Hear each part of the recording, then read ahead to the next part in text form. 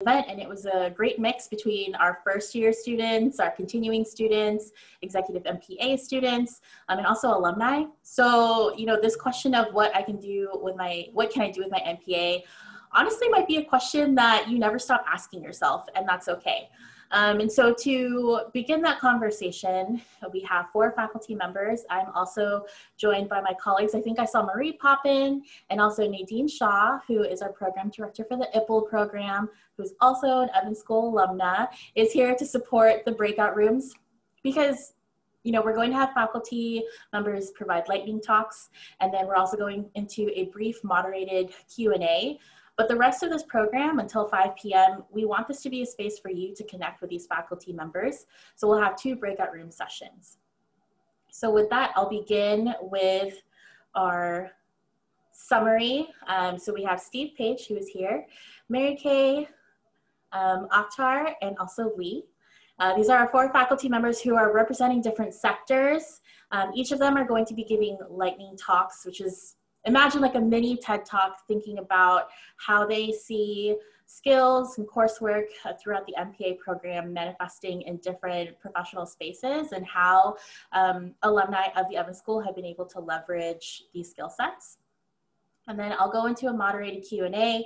If you remember during registration, you were asked if you had any questions that you wanted addressed by the faculty. Shannon and I took the time to kind of peek through those and come up with questions for our faculty. We might not be able to address everything during that Q&A, and that's okay, because following that, we have 2 breakout room sessions.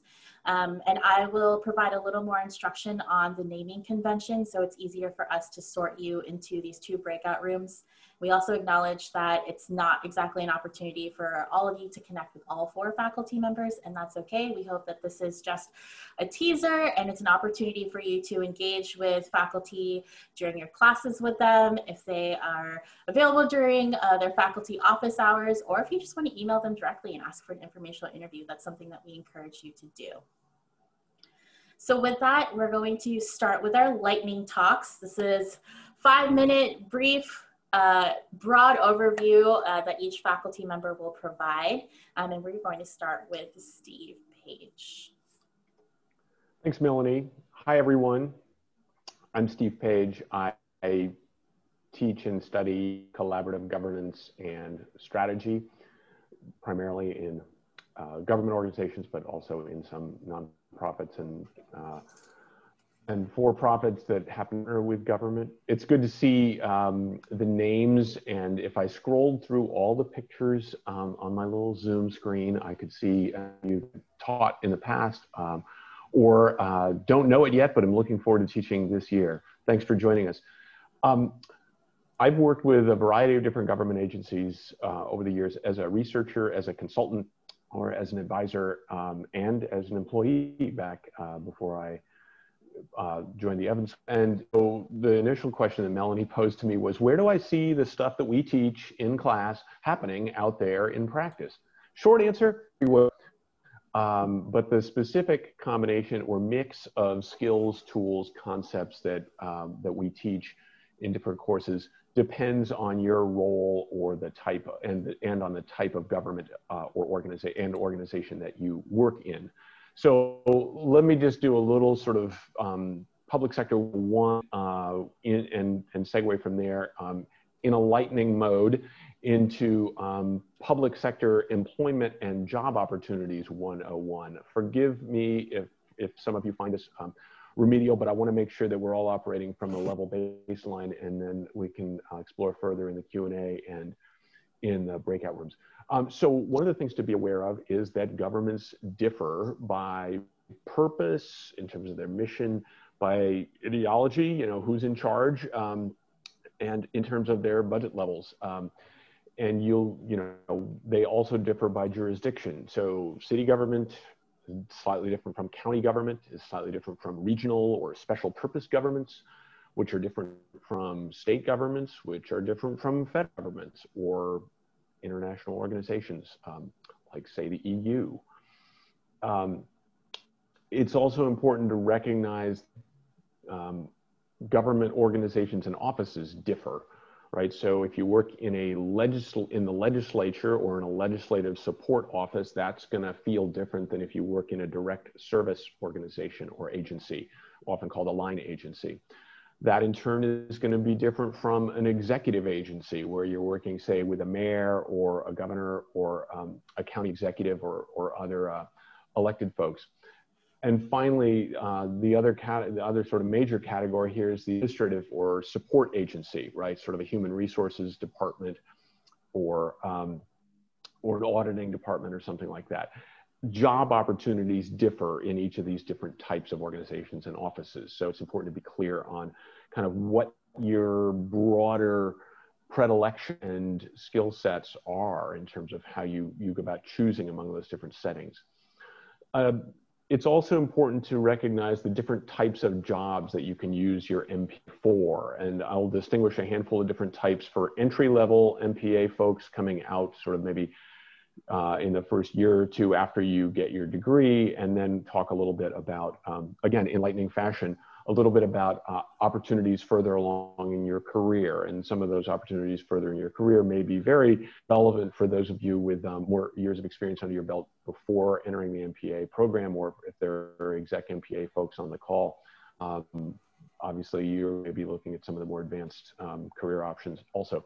So in terms of entry-level MPA gigs, a lot of our students go in analyst roles, say with the Government Accounting Office at the federal level, or with JLARC, the Joint Legislative something something and Research something in Olympia and the Washington State government.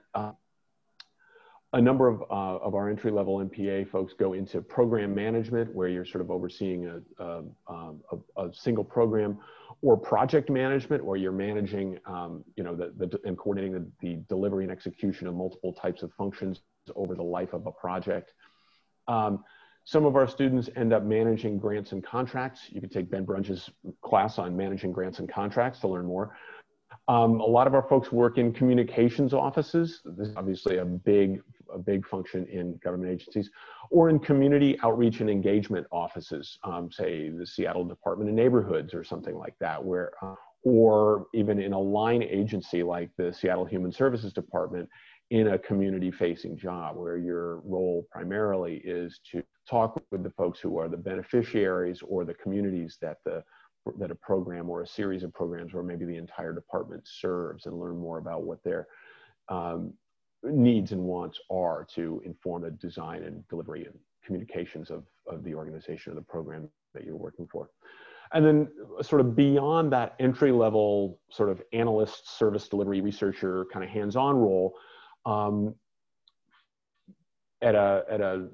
a little bit more experience, you might end up managing multiple programs where you're supervising personnel, you're coordinating across services or projects, or you're engaging clients and stakeholders about sort of what their needs are and how different programs can address them.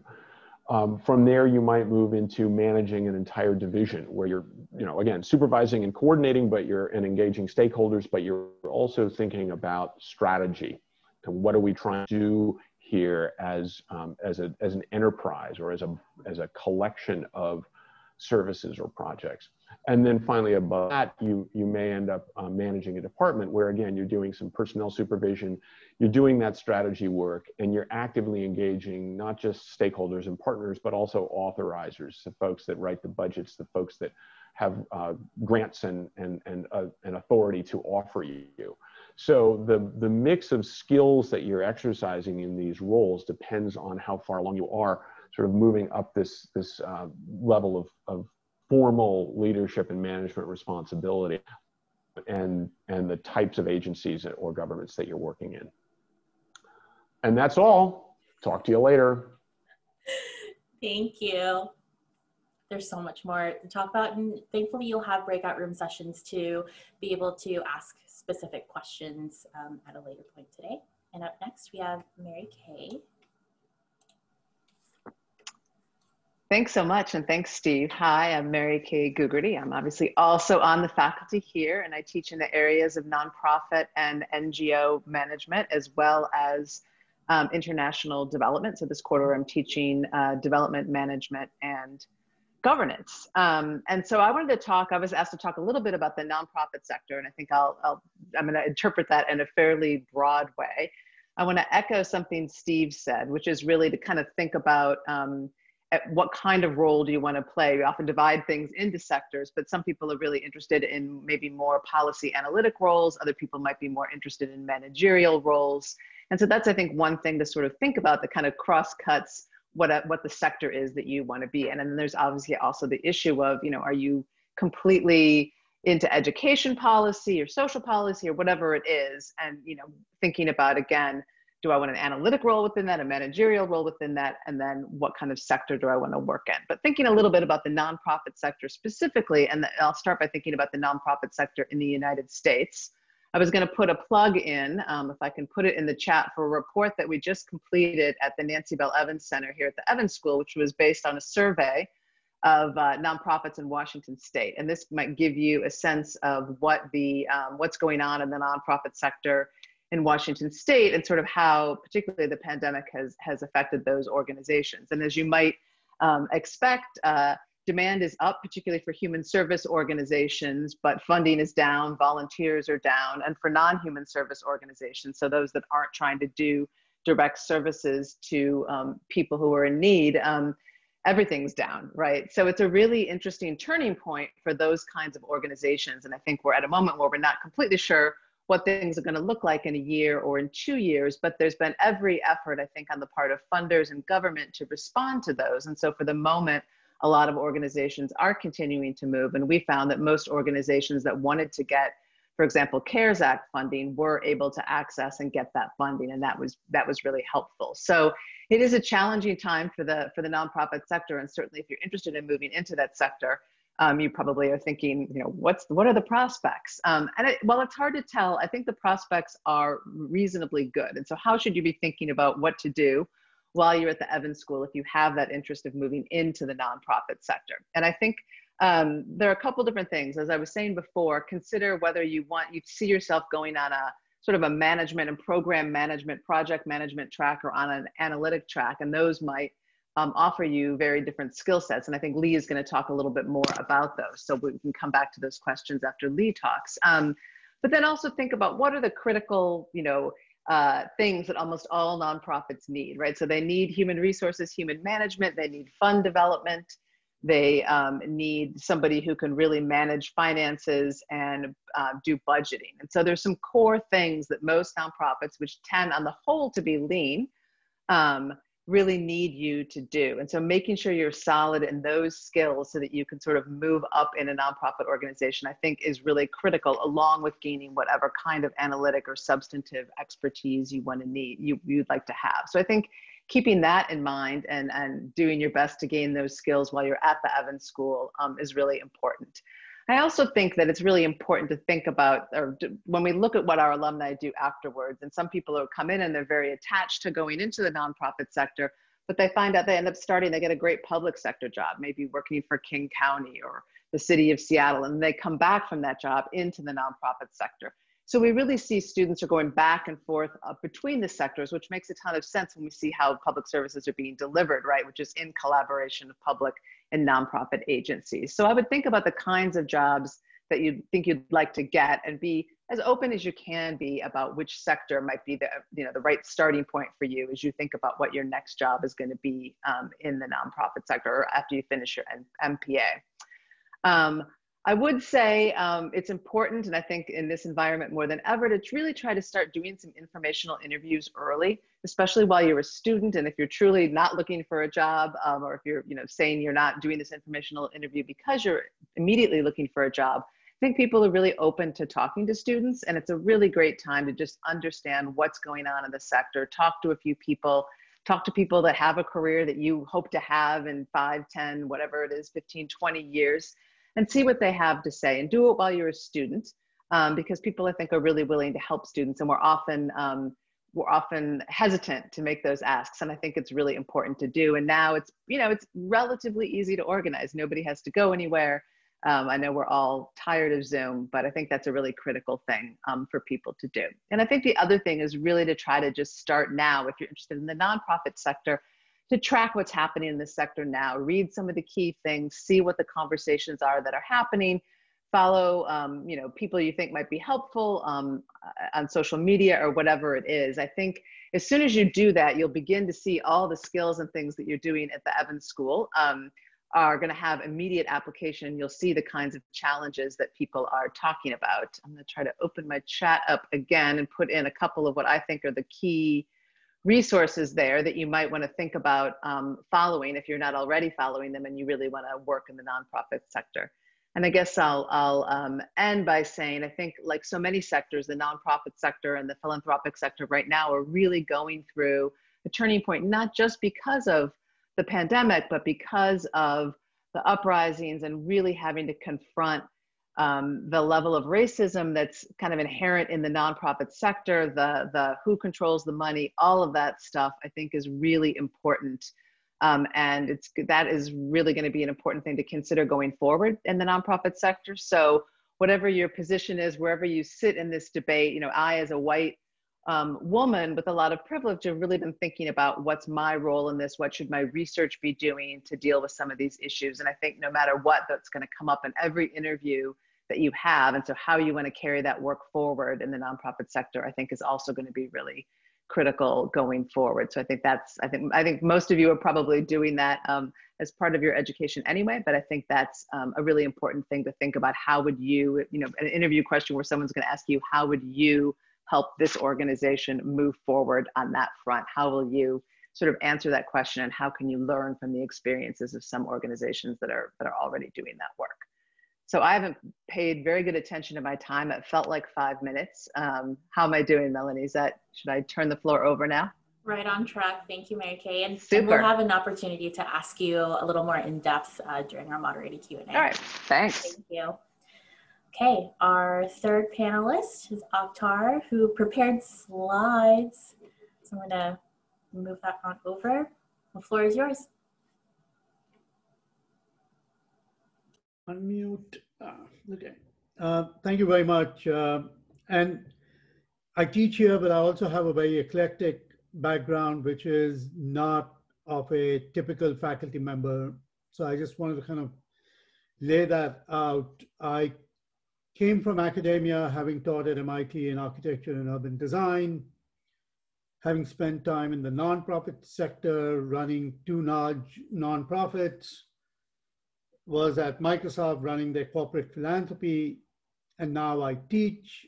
I am also an artist, and I am also, I've done academic research work, which has resulted in 4 books. My latest book, Purpose Mindset, is due on November 10th. The reason I frame that is that we all get training, but then outside learning also helps you to get into your career.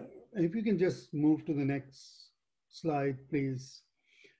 So in my case, obviously I teach at the Evans School, but I also teach at the business school on the Bath Hill campus. I'm at the START program, the Department of Public Health. I run an executive leadership training program called Accelerating Social Transformation. I have a consulting practice where currently I have 2 clients that I'm working with. One is the Chief Seattle Club, where I'm helping them design a social enterprise called the Good Medicine Cafe. It's a homeless shelter for indigenous community members. And they're having a new building and they want to create a public space there. And we're designing that for them. And I work for a mid-size company, a unicorn, to help establish their corporate philanthropy plan.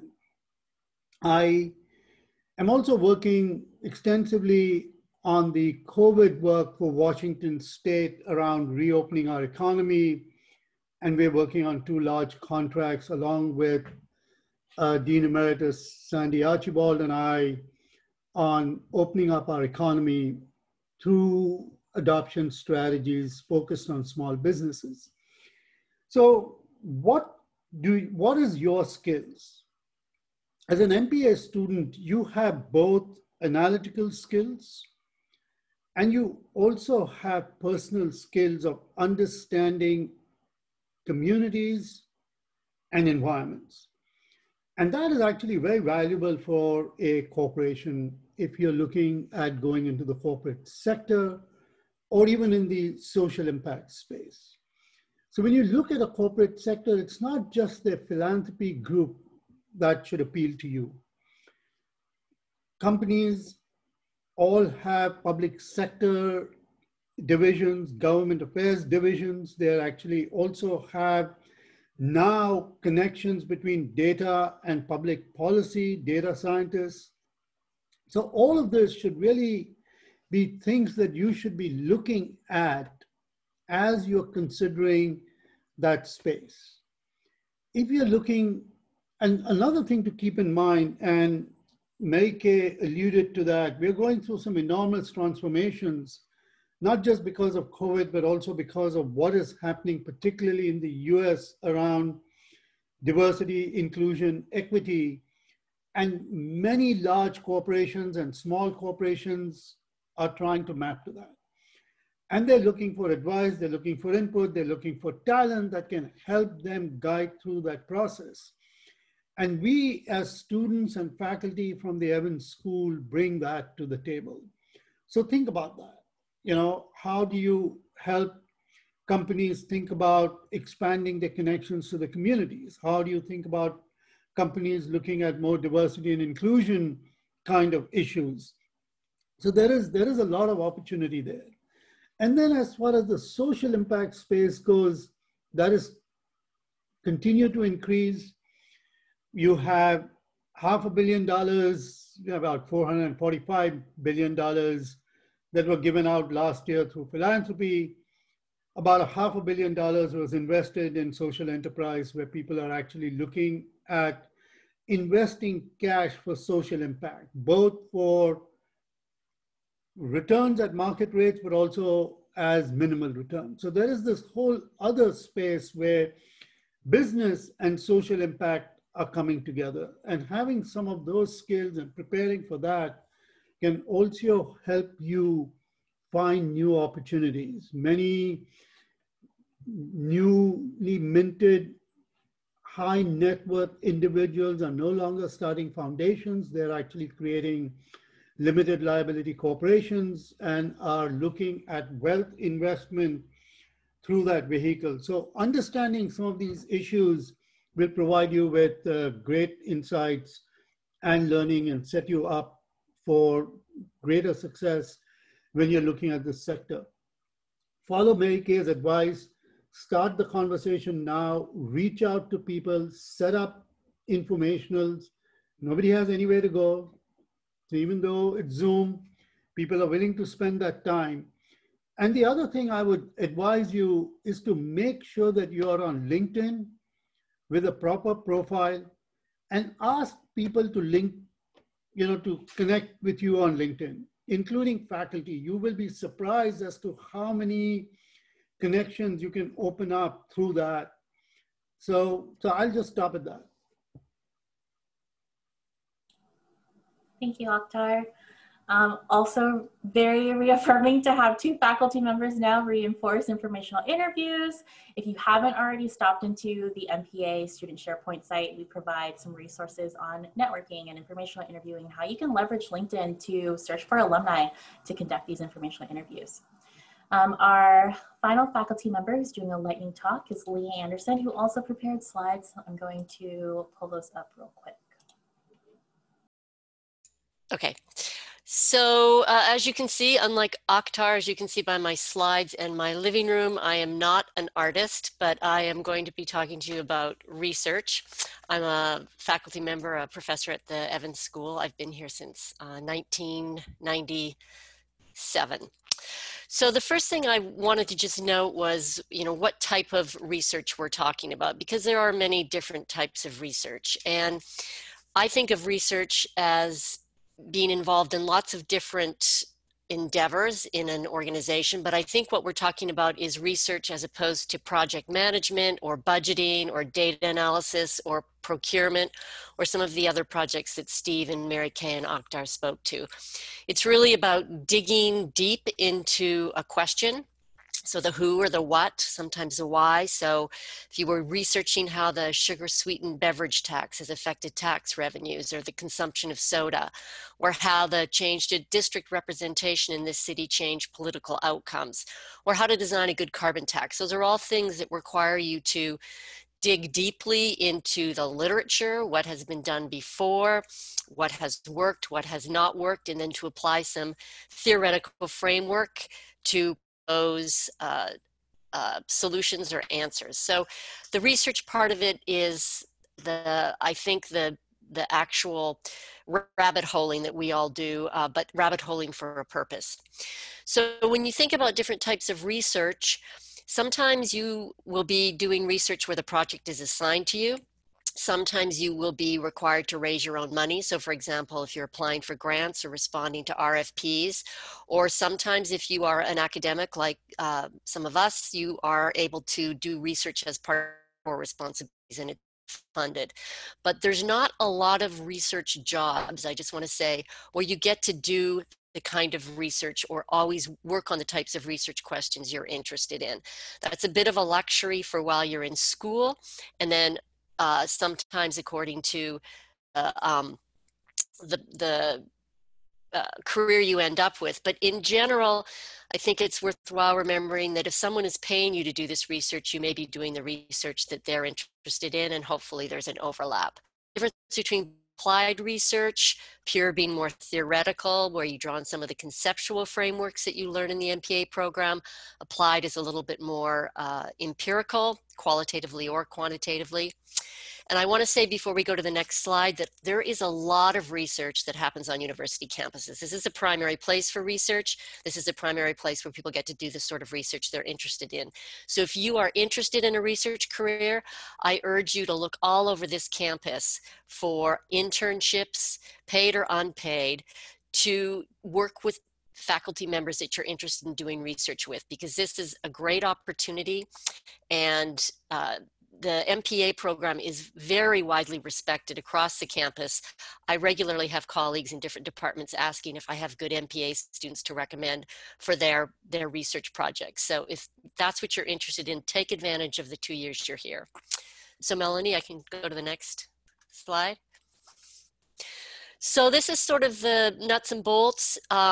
There are, most state governments have a federal or a state legislative research bureau. So for example, in Washington state, it's called the Washington Institute for Public Policy. There's an equivalent in California. There's an equivalent in Colorado. At the federal level, it's called the Congressional Research Service. This is where you do nonpartisan research to support decision makers. So for example, they'll ask you, what are the different types of democracies around the world? And you provide a research brief that helps them understand and make their decision for what sort of democracy they want to support or get involved or not support, as the case may be. There are consulting firms, and some of them do evaluations like ORS. Some of them do more general types of research. This research is often not as deep as you would encounter on an academic campus, but it can be very interesting. And for example, in Seattle, there's an entire ecosystem around the technology firms that supports these types of consulting firms and evaluation firms for their work. Big nonprofits, and I put this in the category as private not-for-profits, and Mary Kay may have more ideas on this. The Center for Global Development, Brookings, and Nature Conservancy, Oxfam. We've had students go to all of these organizations in a research capacity. The federal government has the different, like USDA, the EPA, and the Accountability Office, the Government Accountability Office. They are all research oriented. The EPA and GAO also have local Seattle offices.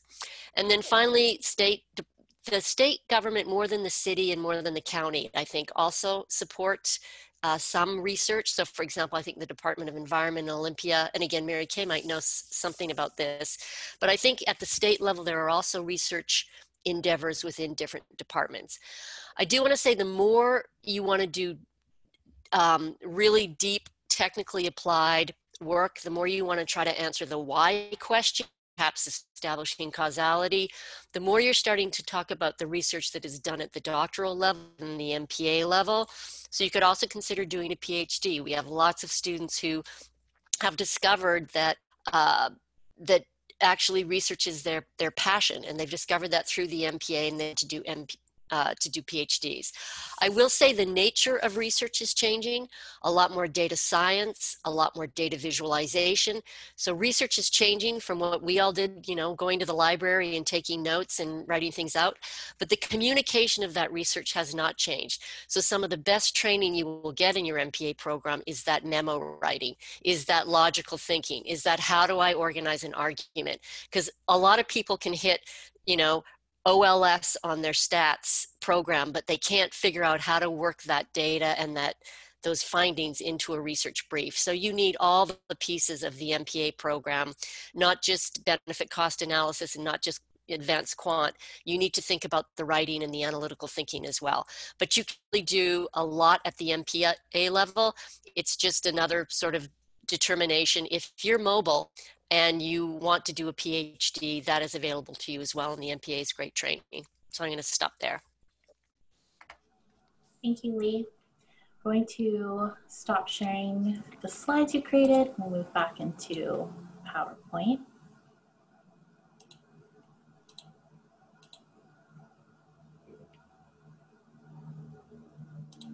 I actually prepared your bio for you.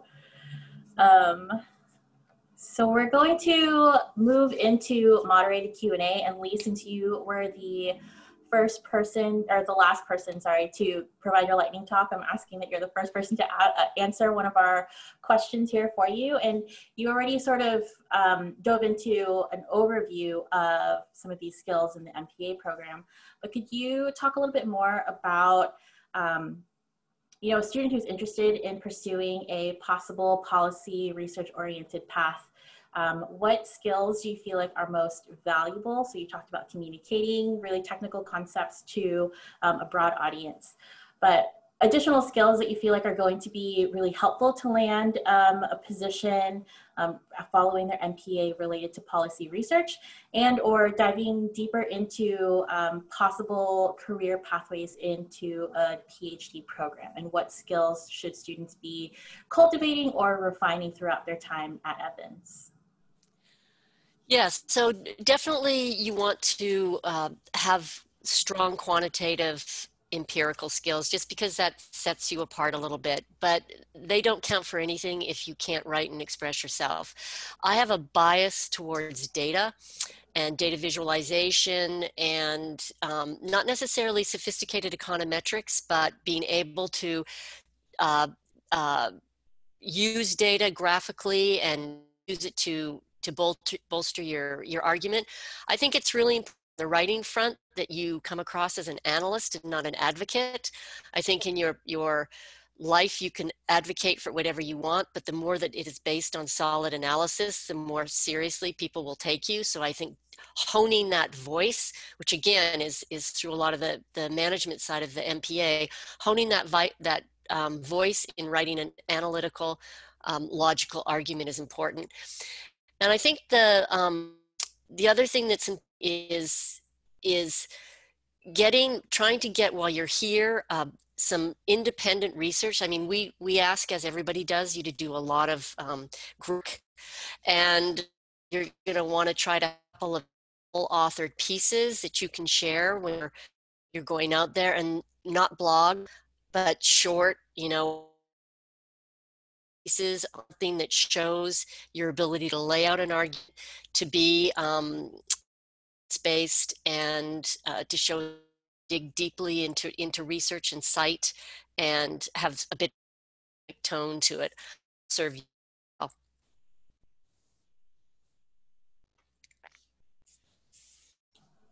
You kind of broke up towards your last bit of your talk. Could you just repeat maybe your last sentence or two? I think I was trying to make the case that the more that you can wear the cloak of a sort of, not an academic in an irrelevant way, but an academic in a measured way, that when you make an argument, the argument is backed by evidence. I think that that serves you well coming out of the Evans School. Thanks, Lee. And to Lee's point, we have had several students over the course of the summer who have individually reached out and have pursued their own independent research projects and are actually looking for avenues to share that out. So on your own time, and also contact career development, we have curated a list of professional organizations who are have a call for papers during their conferences. Some of these are tied to scholarship money as well. And so I think if this is an interest of yours, pursuing research opportunities, whether or not that's with faculty or you're exploring your own avenues of research, there are ways for you to get that out to a broader audience and possibly published. So don't hesitate to reach out or also follow up with Lee. Thank you. This next question is for Steve, who talked about potential career pathways in the public sector. So Steve, public administration work in the public sector is really broad, and that was part of your lightning talk. Have you seen any overarching themes or needs and challenges that have arisen repeatedly in your work with public servants and government officials? Good question. I think the one universal, and this will be no surprise to any of you that have taken a course with me, is the politics. Competing aims and needs of stakeholders, sometimes in some jurisdictions or settings, partisan or ideological combat. And I think so there's a real premium on being able to sort of diagnose and understand the lay of the land and consult with and bridge and negotiate among different interests. And then I think depending on the jurisdiction and the agency or organization, there are two other different kinds of challenges that might arise. And in the sort of bigger, older organizations, there's a level of complexity that is making it increasingly difficult to get stuff done or to innovate, right? You've got, what one state official once described to me as mature agencies, right? And these are agencies sort of manage and deliver multiple programs, have multiple funding streams for each of those programs. Each of those funding streams comes with different mix of stakeholders and requirements or strings attached, different kinds of regulations. Under those circumstances, it can just be hard to get anything done, much less to innovate strategically. Alternatively, in a small jurisdiction or in a setting that, even if it's a bigger jurisdiction, that has not been, for one reason or another, sort of not been managed or led strategically in a long time, there may be sort of a lack of technical sophistication. And under those circumstances, then a lot of the tools and skills from our curriculum that come out of, say, financial management or data analysis, or some of the skills from the process improvement, performance measure, stuff like that, can be really useful. You'd be, or a sort of sophisticated or clever and savvy use of contracting and procurement. You would be amazed at what some jurisdictions are doing on the cutting edge, and then how some of those cutting edge endeavors and undertakings have not spread or been taken up in other jurisdictions. So I think policy is the universal, and then there are these two sort of sub-trends of complexity on the one hand, or a lack of technological know-how on the other. Thanks, Steve. This next question is for Akhtar. So you work with many large private companies and have probably seen that a lot of different folks are more familiar with the MPA and the MPA skill set over others. And sometimes these organizations prioritize folks who are coming from business backgrounds. So what are certain skills or ways that MPA students can translate their studies to demonstrate to a private sector company that they do have that skill set that they could bring to the table and really thrive in a position? Alternatively, what do you think makes an MPA student stand apart from a traditional MBA business student?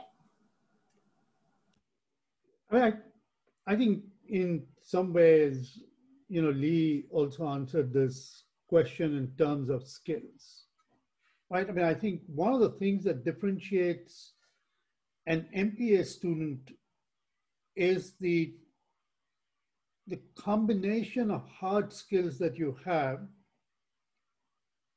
economics, analytical, data, and combining it with softer skills around policy, governance, and people. And I think that's what you need to highlight. And that differentiates you from an MBA student, which is coming through from a more business background and economy first approach, right? Business at all costs, whereas MPA students are actually looking at it from multiple sectors. So the ability to be able to share that will differentiate you.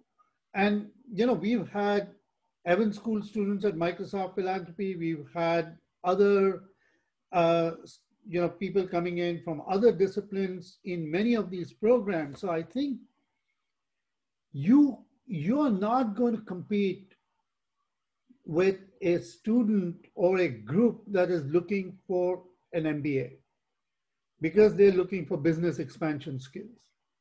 But you will compete in those organizations or groups which are focused on public policy, government affairs, looking at data and impact on society, philanthropy, where there is a combination of skills that are needed, which actually brings our students and the MPA students much more relevant than a MBA student. And I think that that's where you need to compete. Thank you. I also want to note that Tracy had a question on the same coin, but the flip side. If you're coming from a corporate background and moving into the public service or the private sector space, how might you transfer and translate those skills? Is that for me or somebody else wants to take it? For you, and if it happens to be that other faculty members want to answer that as well, we can do that. So again, you know, it's the same thing. I mean, in my mind, right? I mean, if you come from the corporate sector, you're coming in from a discipline where there is a certain method that you've grasped. Now you're translating that and combining it into public policy and private sector and public sector. So again, what I think is becoming more and more interesting in companies and in other jobs is not just specialization, but people that are actually coming in from multiple disciplines. And if you're able to combine those and highlight it, then I think you can actually be quite successful because and it's not to say that you don't need to be specialized. There are specialized roles. But then more and more people are looking for generalists that are coming in from multiple disciplines that can come into a corporate sector or even into the public sector for that matter, or even into teaching. I mean, that's why I'm teaching at the university, because I've come in with multiple skill sets that is becoming relevant to students at this time.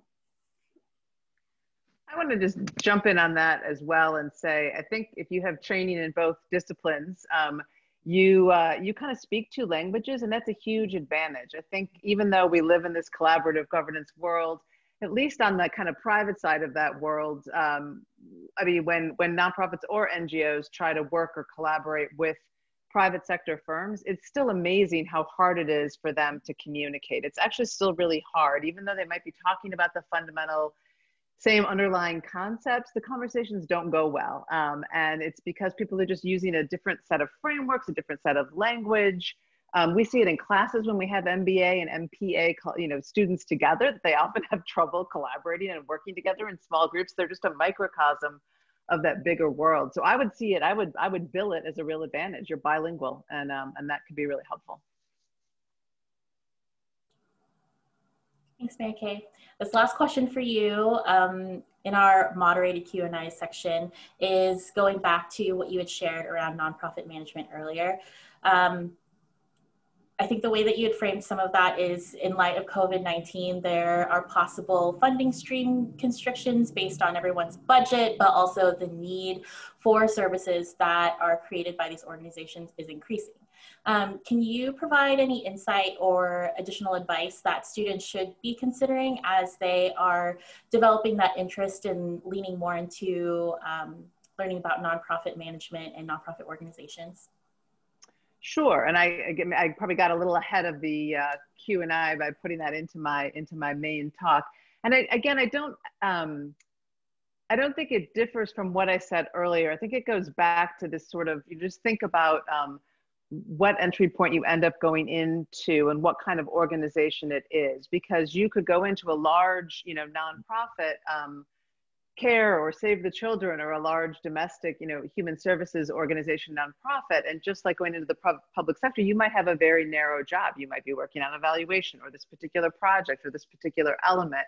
And that's a very different kind of job than if you went into a small nonprofit where you're going to have to be a bit more of a, what we used to call a jack of all trades. We're going to have to do a lot of different kinds of things. And so I think, we may not all have the luxury of saying, oh, I'm only going to work for this kind of organization or only kind of work for that organization. But I do think thinking about where you want to enter the field and whether, you see yourself as just enjoying working in that kind of thinner, scrappier organization where you're going to have to take on multiple tasks and manage, multiple things at once, would be a good entry point for you and a fun thing and something you'd be good at, or whether you really want to kind of hone and develop a particular kind of expertise and then see where that takes you.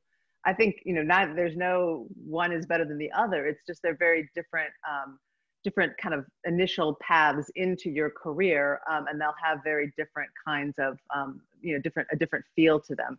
To the extent that you think you really are committed to the nonprofit sector as a sector, or you really are committed to that organizational form and you think you might be in a smaller organization, then I do think having this kind of wide spectrum of management skills is going to be the key thing. You've got to be able to deal with budgets. You can't run away from it. And you've got to be able to deal with fund development and fundraising sort of business models. You can't walk away from that. And you've got to be able to deal with people. You can't walk away from that. And the more alumni I talk to, this isn't surprising, this is true in any sector, the further on you go in your career, the more time you spend on managing people, and the less time you spend on that thing that you thought maybe was the thing that got you into the sector to the first place. So I would definitely, even though some of us might be starting off in your careers, to the extent you can really pay attention to that people management thing, if you see yourself, going into that kind of a career, I think it'll pay off because in nonprofits, we really do end up spending a lot of our time managing people within HR staffing. So you might be as the executive director, right? You're the HR manager, you're the evaluator, you're the fund development person, you're the budget person. So thinking about getting that kind of wide range of skills would be really important if that's the kind of direction that you see yourself going. And obviously there are ways to come back around and get those skills later, but you have the opportunity to get them now while you're here. And lots of people, end up having to come back and do a mid-career program because they didn't have those skills to start with. So again, it's hard to, if you're first year now, it's probably hard to sort of think about what things are going to look like next June and what you might want to do. But I would try to get a sense of where you want to start and hone your skills in that direction, knowing that, where you start is not, I'm sure all of us aren't sitting where we thought we would when we got our first job. I know I certainly am not. So also to kind of keep in mind that there's flexibility and openness, and, the first job is just the first job, and you can always shift. Thank you. Okay, so you heard 4 faculty members provide lightning talks, and then they also were able to answer some of our questions that the career team came up with. And now this is a space where we are encouraged